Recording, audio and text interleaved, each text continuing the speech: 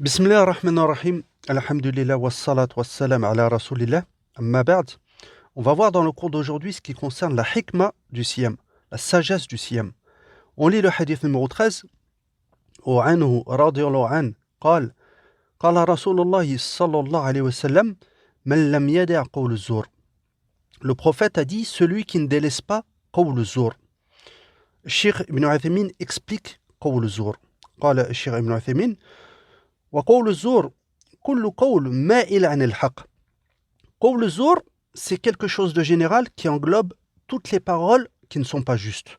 Ce sont toutes les paroles qui ne sont pas justes. الشيخ ابن عثيمين va donner des exemples. فقال مثلا فالشتم قول الزور, le fait d'injurier les gens, d'insulter les gens, fait partie de قول الزور. والغيبة والقذف والكذب, également le fait de mentir, le fait de commettre de la médisance, le fait de commettre de la calomnie, tout cela entre dans la généralité de قول الزور. Donc, قول الزور, ce sont toutes les paroles qui ne sont pas justes. Ça englobe aussi bien le fait d'injurier les gens, de commettre de la médisance, de la calomnie, les mensonges ou autres. Puis le cheikh pose cette question. وهل يدخل في ذلك شهادة الزور? Est-ce que le faux témoignage entre dans cela? Le cheikh a dit نعم من باب أولى. Il a dit oui, bien évidemment, cela entre dans la généralité de قول الزور. Donc le prophète a dit celui qui ne délaisse pas قول الزور ثم قال والعمل به, c'est-à-dire le fait d'œuvrer avec ces choses-là qui sont interdites, comme l'a expliqué le cheikh Ibn Uthaymin. قال العمل بكل قول محرم كما قلنا. Donc c'est le fait d'œuvrer avec ces choses-là qui sont interdites, le fait d'œuvrer avec des choses qui sont basées sur le mensonge ou autre. Il va citer un exemple. قال مثل الغش. Le riche, c'est la tromperie. Donc il a dit الغش في البيع والشراء, le fait de tromper les gens lors de la vente et des achats. Parfois, certaines personnes veulent écouler leurs marchandises et elles trompent les gens. Elles vont leur vendre, par exemple, un produit qui a un défaut, un vice, et elles ne vont pas le signaler. Ou sinon, elles vont mentir lors de la transaction. Elles vont mentir lors de l'achat et de la vente. Donc tout cela est interdit. Le riche, la tromperie, entre dans le fait d'œuvrer avec قول الزور.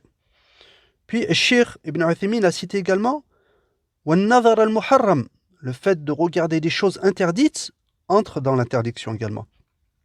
والاستماع على الأغاني المحرمة, le fait également d'écouter des chansons interdites entre dans le fait d'œuvrer avec قول الزور. Donc le prophète a dit celui qui ne délaisse pas قول الزور والعمل به ثم قال والجهل. Que signifie الجهل? Et Cheikh Ibn Uthaymin explique قال الجهل المراد به السفة وليس المراد به عدم العلم. Le sens de الجهل ici n'est pas l'ignorance dans le sens du manque de connaissance et du manque de science. Ce n'est pas ce qui est désigné ici. Le jahl ici ne signifie pas l'ignorance. Son sens est safa.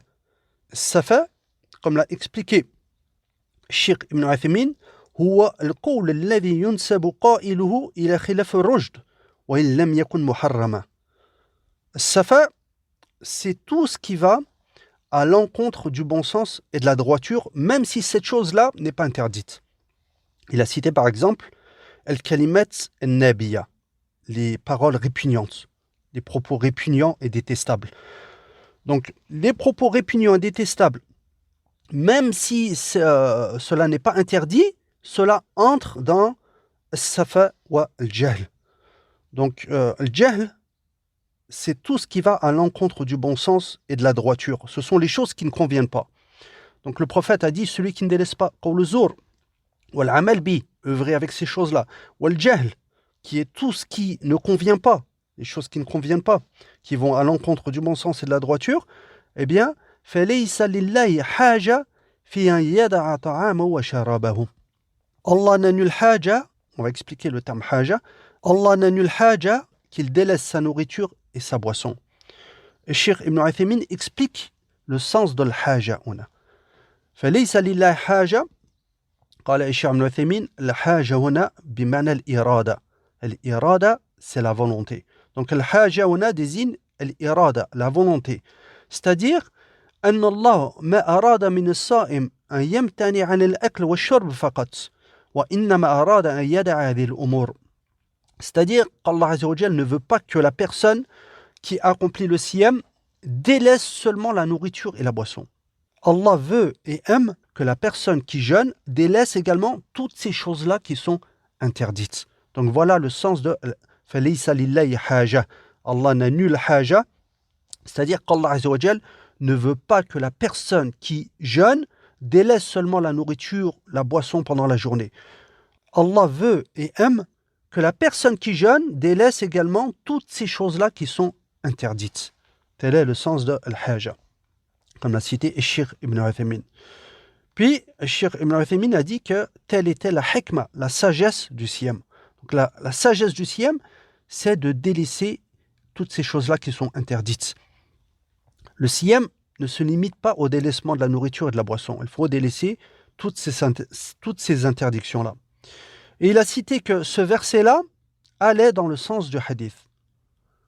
قال ويدل لذلك قوله تعالى يا أيها الذين آمنوا كتب عليكم الصيام كما كتب على الذين من قبلكم لعلكم تتقون. Ce verset nous indique qu'Allah Azza wa Jal nous a prescrit le siyam tout comme il l'a prescrit aux générations passées afin d'obtenir la taqwa. La hikma, la sagesse du siyam, c'est d'obtenir la taqwa. Et la taqwa, c'est le fait de faire tout ce qu'Allah Azza wa Jal nous a prescrit, tout ce qu'il nous a ordonné, et de s'écarter de ce qu'il a interdit, pour se préserver du feu de l'enfer. Donc la taqwa regroupe deux choses. Il faut faire les obligations qu'Allah Azza wa Jal nous a prescrites, s'écarter de ce qu'il nous a interdit pour se préserver du feu de l'enfer. Donc ce verset-là va dans le sens du hadith. Dans le hadith, le prophète nous a enjoint de délaisser toutes ces choses-là qui sont interdites. Et dans le verset nous indique que la hikmah du siyam, on jeûne pour obtenir la taqwa. Et la taqwa englobe aussi bien le fait de faire les obligations que de délaisser les interdits. Donc il faut délaisser les interdits. Voilà pourquoi Cheikh Ibn Uthaymin a dit que ce verset-là allait dans le sens du hadith, car il indique le fait de délaisser les interdits. Puis Cheikh dit que normalement, si les personnes ont compris la hikmah, la sagesse du siyam, eh bien normalement à la fin du mois de Ramadan, on devrait constater un changement. La personne devrait changer. Elle devrait changer dans son comportement vis-à-vis d'Allah Azza wa Jal, c'est-à-dire qu'elle va perfectionner ses ibadat, ses actes d'adoration. Également, elle va améliorer son comportement vis-à-vis des gens. Elle va cesser de mentir, elle va cesser de médire, elle va cesser de tromper les gens et autres. Donc normalement, on doit constater un changement à la fin du mois de Ramadan. Mais il a expliqué que malheureusement, il y a beaucoup de personnes qui ne changeaient pas à la fin du mois de Ramadan. قال لماذا؟ قال لأنهم لم يحافظوا على ما أرشد الله إليه ورسوله في ملازمة التقوى وترك الزور. Il explique que ces personnes-là ne se sont pas conformées aux préceptes d'Allah et de son messager. Allah Azza wa Jal nous a enjoint la taqwa. On a expliqué ce qu'était la taqwa. Et il nous a enjoint également de délaisser zour, toutes ces choses-là qui sont interdites. Eh bien, ces personnes-là ne se sont pas conformées aux préceptes d'Allah Azza wa Jal. Certaines personnes jeûnent, mais elles continuent à mentir. Elles continuent à parler sur les gens. Elles continuent à accuser injustement les gens. Donc, elles n'ont pas respecté ce qu'Allah Azza wa Jal et son prophète nous ont enjoint. Voilà pourquoi ces personnes-là ne changent pas. Puis, le Cheikh va citer certaines fawaïd, certains profits qu'on retire du hadith. قال فيه الحكمة من الصوم. La sagesse du siyam est le fait de s'écarter de tout ce qui est interdit. Donc le siyam, en plus d'être une ibada, un acte d'adoration, doit nous pousser à s'écarter de tout ce qui est interdit. Le siyam ne consiste pas seulement au délaissement de la nourriture et de la boisson pendant la journée. Il faut cesser de mentir, il faut cesser de parler sur les gens, il faut cesser d'accuser injustement les gens, il faut cesser de tromper les gens. et autres. Voilà la hikma, la sagesse du siyam. ثم قال هل يدخل في ترك الواجب. Cheikh Ibn Uthaymin pose cette question. Est-ce que le délaissement d'une obligation entre dans الزور؟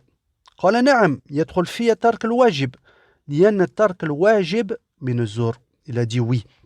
Le fait de délaisser une obligation fait partie de zor. Le fait de délaisser une obligation est un péché. On a vu que le taqwa consiste à faire tout ce qu'Allah Azza wa Jal nous a ordonné, tout ce qu'il a prescrit, et à s'écarter de ses interdits. Donc il faut faire les deux. Il faut faire les obligations et délaisser tout ce qui est interdit. Une personne qui ne fait pas quelque chose qui est obligatoire ne pourra pas obtenir la taqwa. Donc le fait de délaisser une obligation est un péché. Tout comme commettre un interdit est un péché, eh bien délaisser une obligation est un péché. Et ici, la personne qui, par exemple, accomplit le siyam et n'accomplit pas la salat devrait se remettre en question. La personne qui jeûne mais qui ne prie pas devrait se poser cette question-là. Pourquoi est-ce que j'accomplis le siyam? Est-ce que je jeûne parce que j'ai vu mes parents jeûner? Est-ce que c'est une coutume qui revient chaque année? Est-ce que c'est une tradition? Ou est-ce que je jeûne parce que c'est Allah Azza wa Jal qui a prescrit cet acte d'adoration? Si la personne jeûne parce qu'elle a compris que c'est un acte d'adoration, elle devrait faire la même chose avec la salat. Pourquoi est-ce que je ne prie pas?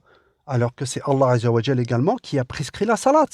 Et la salat est la première chose sur laquelle nous serons interrogés Yawm al-Qiyamah.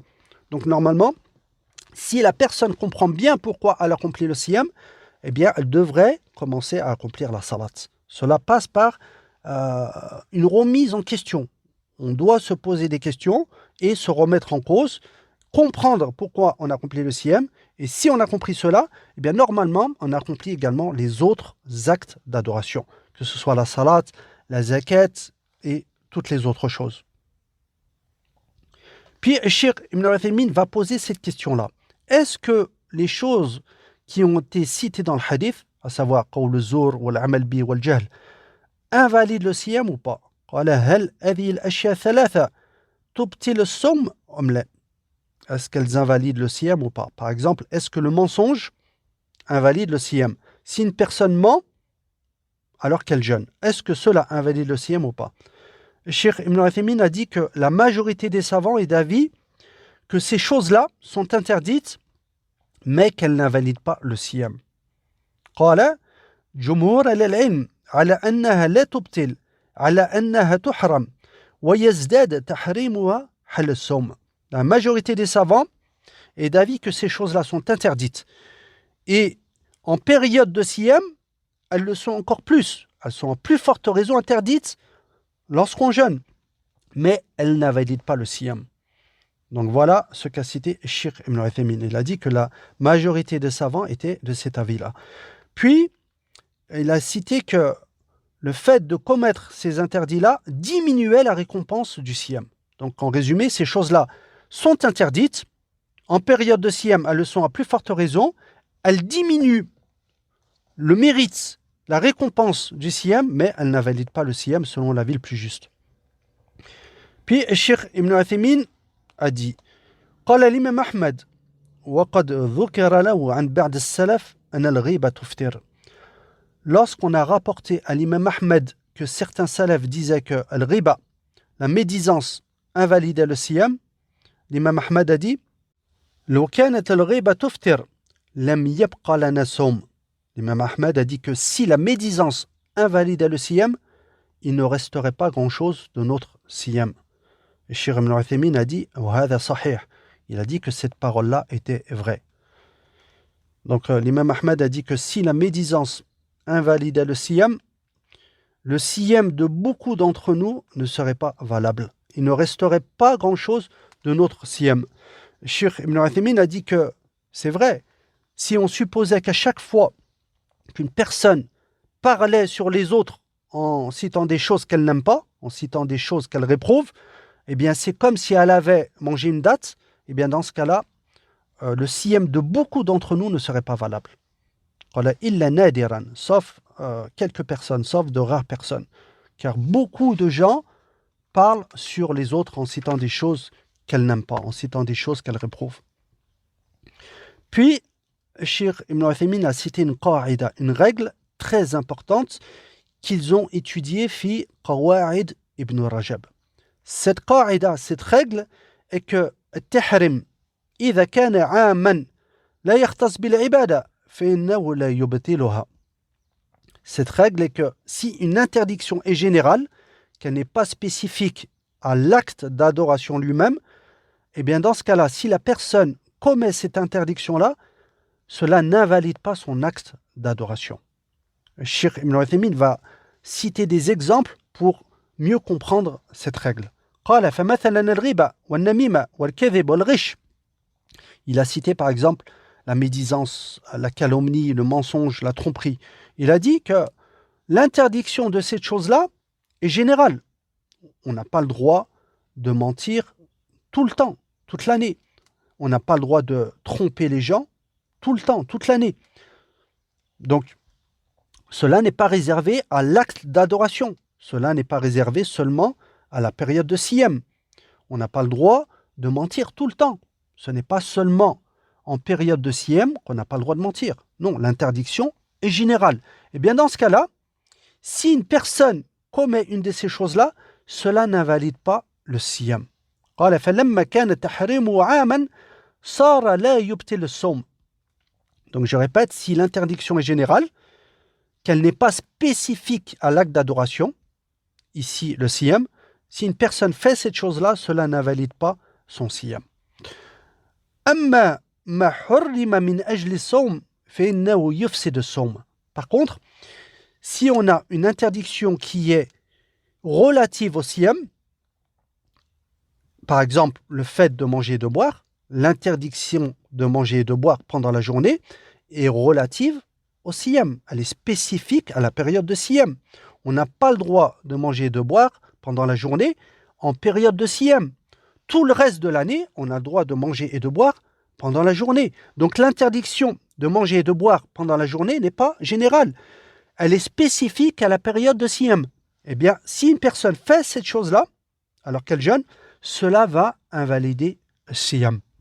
Donc voilà le qaïda. Je répète, si on a une interdiction générale, comme par exemple le fait de mentir, de commettre de la médisance ou autre, si cette interdiction est générale, qu'elle n'est pas spécifique à la période de Siyam, eh bien dans ce cas-là, si une personne ment ou commet de la médisance, cela ne va pas invalider le Siyam. Cela va diminuer la récompense du Siyam. Cette personne aura commis un péché, mais cela n'invalide pas le Siyam. Car l'interdiction est générale. Elle n'est pas spécifique, elle n'est pas réservée à la période de Siyam. On n'a pas le droit de mentir toute l'année, tout le temps. Ce n'est pas seulement en période de Siyam qu'on n'a pas le droit de mentir. Tandis que si une chose est interdite en période de Siyam, par exemple, on n'a pas le droit de manger, de boire, d'avoir des rapports sexuels pendant la journée, en période de Siyam seulement. Tout le reste de l'année, on a le droit de manger et de boire pendant la journée. Cela est réservé à l'acte d'adoration lui-même. C'est spécifique au Siyam. Eh bien, si une personne mange ou boit pendant la journée, alors qu'elle jeûne, cela va invalider le Siyam. Voilà cette qaïda très bénéfique qu'a cité Cheikh Ibn Uthaymin. Donc ici, on a déduit que ces choses-là sont interdites. Elles le sont à plus forte raison en période de Siyam, mais elles n'invalident pas le Siyam. Elles diminuent la récompense du Siyam, mais n'invalident pas le Siyam selon l'avis le plus juste. Puis Cheikh cite également comme profit du hadith إثبات الحاجة لله. قال ولكن الحاجة إن أريد بها الاحتياج فهذا منفي عن الله. Dans le hadith, on a le terme haja. Et Cheikh Ibn Uthaymin explique qu'il ne faut pas comprendre qu'Allah Azza wa Jal est dans le besoin, dans la nécessité de telle ou telle chose. Allah n'est pas dans le besoin, dans la nécessité de qui que ce soit ou de quoi que ce soit. Il n'est pas convenable de dire cela. Puis il a dit لأن الله سبحانه وتعالى يقول ومن كفر فإن الله غني عن العالمين. Allah غني عن العالمين. Allah se passe de tout ce qui est dans l'univers. Donc Allah Azza wa Jalla غني عن كل أحد. Allah se passe de tout le monde. Allah n'a besoin de personne. وكل أحد لا يستغني عن الله. Alors que les créatures ne peuvent pas se passer d'Allah. Il n'y a aucune créature qui peut se passer d'Allah. Donc le sens de l'haja, ici, comme a cité Cheikh Ibn Uthaymin, est l'irada. قال أما إذا أريد بالحاجة الإرادة, c'est-à-dire la volonté, فهذه جائزة. Cela est permis. Il est permis de dire que le sens du terme haja ici désigne la volonté. C'est-à-dire qu'Allah Azza wa Jal ne veut pas que celui qui accomplit le siyam délaisse seulement la nourriture et la boisson. Allah veut que celui qui jeûne délaisse également toutes ces choses-là qui sont interdites. Donc voilà le sens de al-haja una. Laysa lillahi haja, c'est-à-dire qu'Allah veut que la personne qui jeûne délaisse non seulement la nourriture et la boisson, mais également toutes ces choses-là qui sont interdites. Allah veut et aime qu'on délaisse tous ces interdits-là. Puis, Cheikh Ibn Uthaymin va citer d'autres hikmah, d'autres sagesses du siyam. قال معرفة الإنسان قدر نعمة الله عليه. Le fait d'accomplir le siyam va faire prendre conscience à la personne des bienfaits d'Allah Azza wa Jal. La personne va prendre conscience des bienfaits qu'Allah Azza wa Jal lui accorde. Car comme l'a cité Cheikh Ibn Uthaymin, lorsqu'on est privé d'une chose, on se rend compte de la réelle valeur de cette chose-là. قال أن الإنسان لا يعرف قدر النعمة إلا بضدها كما قيل وبضدها تتبين الأشياء. Lorsqu'on est privé d'une chose, on réalise mieux la valeur de cette chose-là. Donc ici, c'est lorsqu'on est privé de nourriture et de boisson pendant la journée qu'on se rend compte de ce bienfait-là. Tout le reste de l'année, on a le droit de manger et de boire et d'avoir des rapports avec nos époux et nos épouses pendant la journée. Et lorsqu'on est privé de cette chose-là, on réalise mieux le bienfait, la valeur de ce bienfait-là. Puis le Cheikh a cité également أن الإنسان يذكر أخاه الفقير الذي لا يقدر على الأكل والشرب فيرحمه ويتصدق عليه.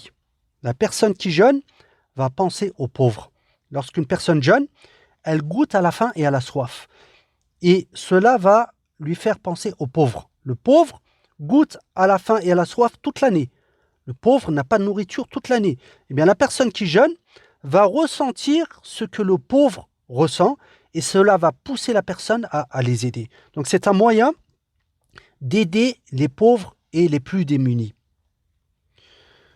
Également, قال ومنها كسر النفس عن العشر والبطر. Le fait de jeûner fait cesser à la personne son arrogance.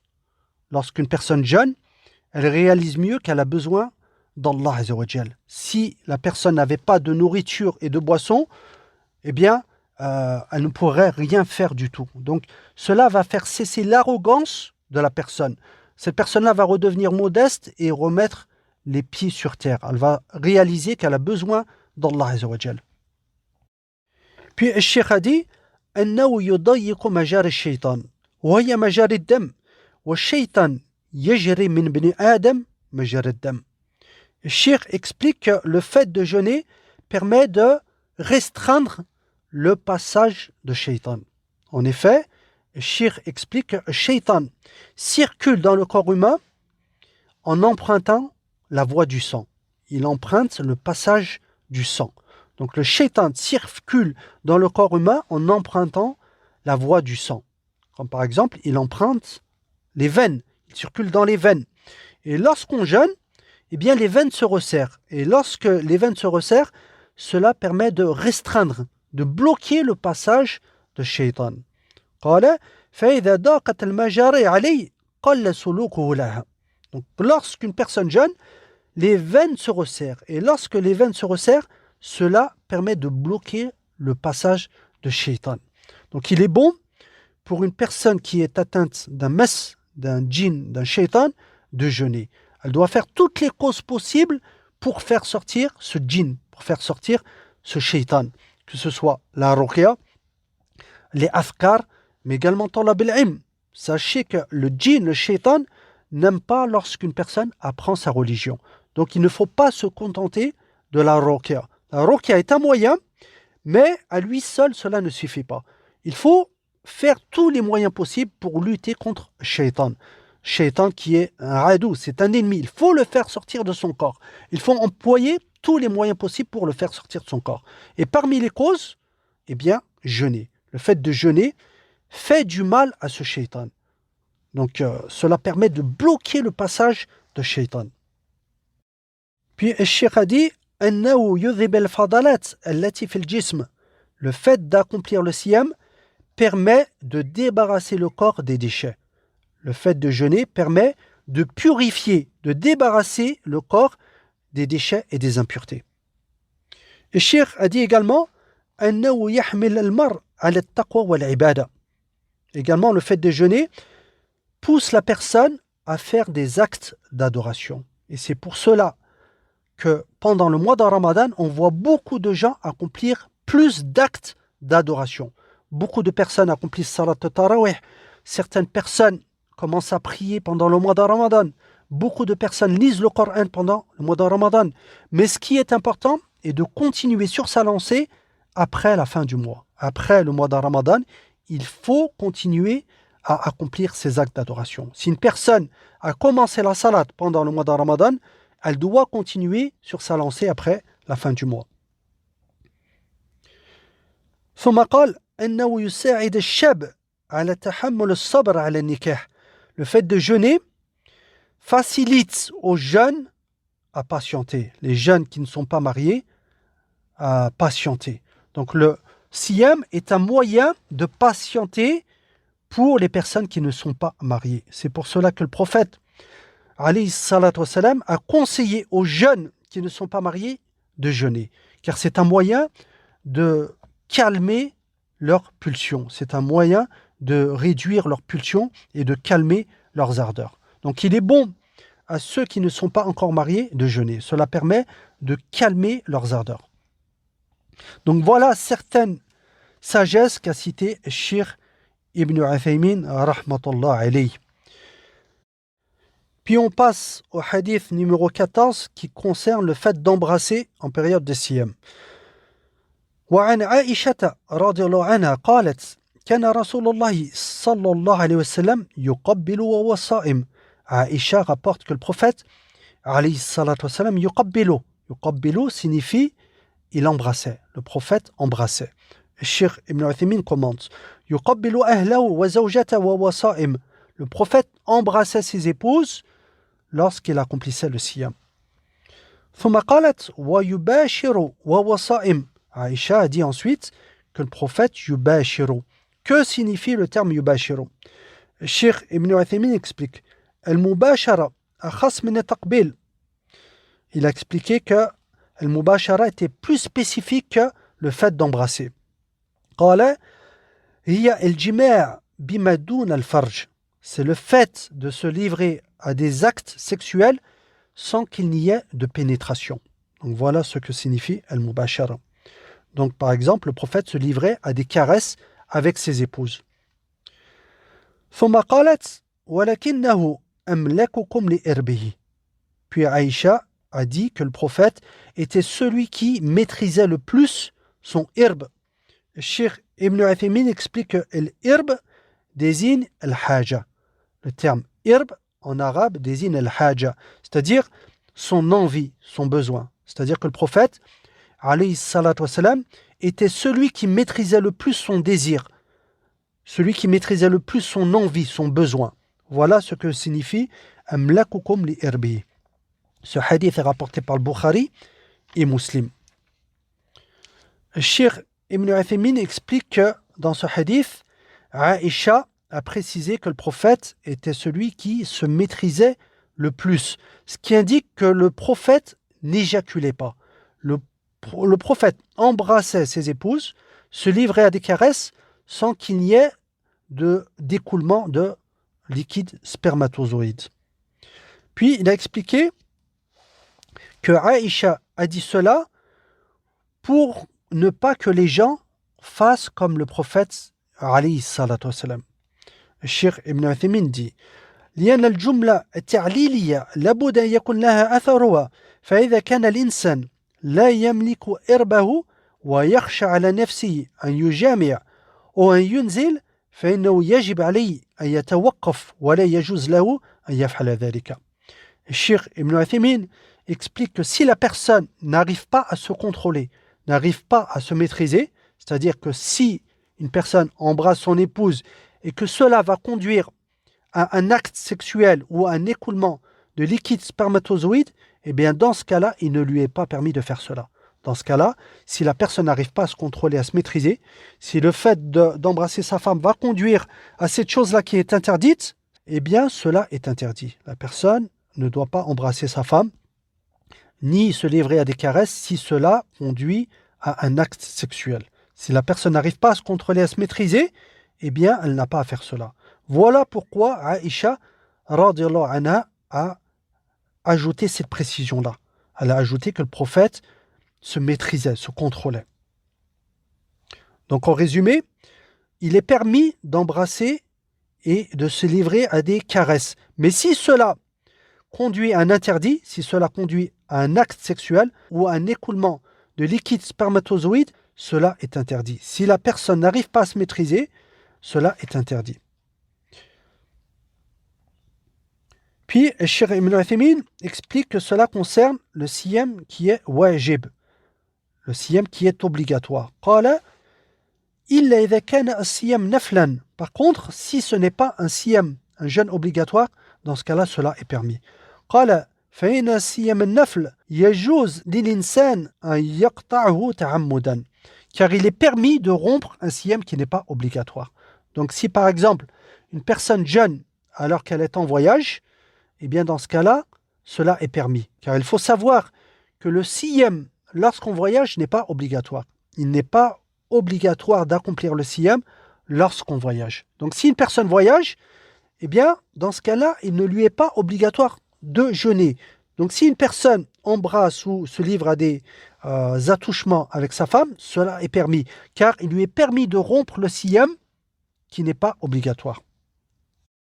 Puis le Cheikh a cité comme profit de ce hadith جواز الحديث عما يستحي منه في إظهار الحق لفعل عائشة رضي الله عنها. On tire dans ce hadith qu'il ne faut pas éprouver de la gêne à citer certaines choses si c'est pour montrer la vérité. Ici, en effet, Aïcha a cité certaines choses. Elle a cité que le prophète, alayhi salatu wassalam, embrassait, c'est-à-dire qu'il embrassait ses épouses. Le prophète embrassait Aïcha, radiyallahu anha. Donc elle a cité cela pour montrer la vérité. Donc il ne faut pas éprouver de gêne à citer des choses si cela permet de montrer la vérité. Donc par exemple, si des élèves font un dars, font un cours avec un professeur et que le professeur demande aux élèves « Est-ce que vous avez tous compris ?» Eh bien, si l'élève n'a pas compris, il ne doit pas hésiter à lui dire qu'il n'a pas compris. Il ne faut pas se dire « Oui, si je dis que je n'ai pas compris, je vais passer pour quelqu'un de plus bête que les autres. » Non. Si tu n'as pas compris, n'hésite pas. Demande au professeur et Inch'Allah, le professeur va expliquer. Il se peut que toi, tu n'aies pas compris. Il se peut également que les autres n'aient pas compris, mais qu'ils se disent la même chose. Se disent tous que si je lève la main pour dire que je n'ai pas compris, je vais passer pour quelqu'un de plus bête que les autres. Il se peut que personne n'ait rien compris. Donc le but, c'est de comprendre le dars. Il ne faut pas hésiter à demander au professeur de réexpliquer. Également, si l'élève a une question, s'il n'a pas compris quelque chose, il ne doit pas hésiter à poser des questions. Donc tout en ce qui concerne la vérité, il ne faut pas éprouver de gêne. Il ne faut pas se dire j'ai honte ou j'éprouve de la gêne. Il ne faut pas hésiter en ce qui concerne la vérité. Comme l'a dit Cheikh Ibn Uthaymin, والاستحياء من الحق لا يمدح بل يذم لأنه خور. Le fait d'éprouver de la gêne en ce qui concerne la vérité est quelque chose de blâmable, de condamnable. Ce n'est pas quelque chose qui est bien. Donc il ne faut pas hésiter en ce qui concerne les choses qui touchent à la vérité. C'est une faiblesse. Khawr, c'est ad-da'f, c'est une faiblesse. Puis le Cheikh a dit وفي دليل أيضا على أنه لا فرق بين الشاب والشيخ. Cheikh Ibn Uthaymin explique qu'il n'y a aucune différence entre les jeunes et les moins jeunes. En effet, le prophète alayhi salatu wassalam, aimait les femmes. Et Cheikh Ibn Uthaymin a cité qu'on a accordé au prophète la vigueur de 30 personnes. Allah Azza wa Jal a donné au prophète la vigueur de 30 hommes. Donc le prophète aimait les femmes et avait la force, la vigueur de 30 hommes. Ce qui indique que le critère n'est pas d'être jeune ou moins jeune. Le critère principal est de pouvoir se maîtriser, de pouvoir se contrôler. Et Cheikh Ibn Uthaymin a cité que ce qui est parvenu d'après Abu Daoud était daif. Cheikh Ibn Uthaymin fait référence à un hadith où une fois, une personne est venue voir le prophète et il lui a demandé la permission de caresser son épouse en période de siyam. Et le prophète lui a accordé l'autorisation. Et une autre personne est venue lui poser la même question et il ne lui a pas accordé d'autorisation. Donc ils ont dit que la deuxième personne était une personne jeune. Donc le prophète n'a pas accordé l'autorisation de caresser son épouse à cette personne-là qui était jeune. Et la première personne était moins jeune. Donc ils ont dit que le prophète a accordé l'autorisation à cette personne-là qui était moins jeune. Donc ils ont dit que si la personne est jeune, eh bien elle ne devrait pas faire cela. Et si la personne est moins jeune, eh bien dans ce cas-là, cela est permis. Donc certains savants ont dit que ce hadith-là était daif. Ce hadith était faible. Et d'autres savants ont expliqué que même si on disait que ce hadith était authentique, eh bien le prophète a dit cela car il connaissait la situation de ces gens-là. Il savait que le jeune ne pouvait pas se contrôler et il savait que la personne plus âgée pouvait se contrôler. Donc le critère principal n'est pas d'être jeune ou moins jeune. Le critère principal est de pouvoir se maîtriser et se contrôler. Il se peut qu'un jeune se maîtrise plus qu'une personne plus âgée. Il se peut qu'un jeune arrive mieux à se maîtriser et à se contrôler qu'une personne plus âgée. C'est pour cela que Cheikh Ibn Uthaymin a cité qu'on tirait comme profit du hadith que si une personne n'arrive pas à se maîtriser, eh bien elle n'a pas à faire cela. En raison de la parole de Aïcha, وَكَانَ أَمْلَكُكُمْ لِإِرْبِهِ. Car Aïcha a dit que le prophète alayhi salatu wassalam, était celui qui maîtrisait le plus son désir, son envie, son besoin. Donc le critère est de se maîtriser. Si une personne n'arrive pas à se maîtriser, à se contrôler, elle ne doit pas faire cela car cela va la mener à une chose interdite. Puis Cheikh Ibn Uthaymin pose cette question. Hal al-imdha yuftir. Al-imdha, c'est la sortie du médi. Le médi, c'est le liquide séminal. Il y a une différence entre le médi, le liquide séminal, et el meni. El meni, c'est le liquide spermatozoïde. Le liquide séminal est transparent et un peu visqueux. Il est moins épais que el meni, c'est-à-dire le liquide spermatozoïde. Donc el medi est moins épais. Cheikh Ibn Uthaymin a dit la yuftir. Il a dit que l'écoulement de médi, l'écoulement de liquide séminal n'invalide pas siyam. Voilà pour ce hadith. Et pour compléter le sujet, on va rajouter 2 questions. La première question concerne la masturbation. Est-ce que la masturbation invalide le siyam ou pas? Et attention ici, lorsqu'on dit est-ce que la masturbation invalide le siyam, cela ne signifie pas que la masturbation est permise. On attire bien l'attention sur le fait que la masturbation est interdite. Mais on veut juste savoir est-ce qu'elle invalide le siyam ou pas. Donc ici, on va citer une règle qu'a citée l'imam Shawkani, très importante.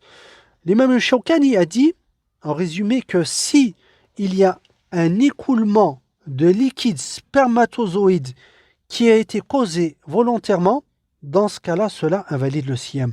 Mais si l'écoulement de liquide spermatozoïde est involontaire, eh bien dans ce cas-là, cela n'invalide pas le siyam. Donc ici, en appliquant cette règle-là à la masturbation, on déduit que la masturbation invalide le siyam. Pourquoi? Car la masturbation provoque un écoulement volontaire du liquide spermatozoïde. Donc, la masturbation invalide le siyam. La masturbation est interdite, on le rappelle, elle est interdite et elle invalide le siyam. Et la deuxième question concerne ihtilam as-sa'im. Que se passe-t-il si une personne se retrouve pendant son sommeil en état d'impureté majeure, en état de janaba. Si une personne se réveille et qu'elle trouve des traces de liquide spermatozoïde, est-ce que cela invalide le siyam ou pas? La réponse est que cela n'invalide pas le siyam. L'imam Nawawi, Cheikh l'Islam Ibn Taymiyyah ont rapporté l'ijma', c'est-à-dire le consensus des savants, selon lequel ihtilam as-sa'im, c'est-à-dire que si une personne se retrouve en état de janaba, cela n'invalide pas le siyam. Et ici également, on pourrait appliquer la règle qu'a citée l'imam Shawkani. L'imam Shawkani a dit, on le rappelle, que si l'écoulement de liquide spermatozoïde a été causé de façon volontaire, cela invalide le siyam. Et s'il est involontaire, cela n'invalide pas le siyam. Donc ici, cet écoulement n'a pas été provoqué volontairement. C'est un écoulement involontaire. Donc cela n'invalide pas le siyam. Donc voilà, on en a fini pour ce dars qui concernait la sagesse du siyam et également le fait d'embrasser son épouse et son époux en période de siyam. Wa ila huna wa subhanakallah.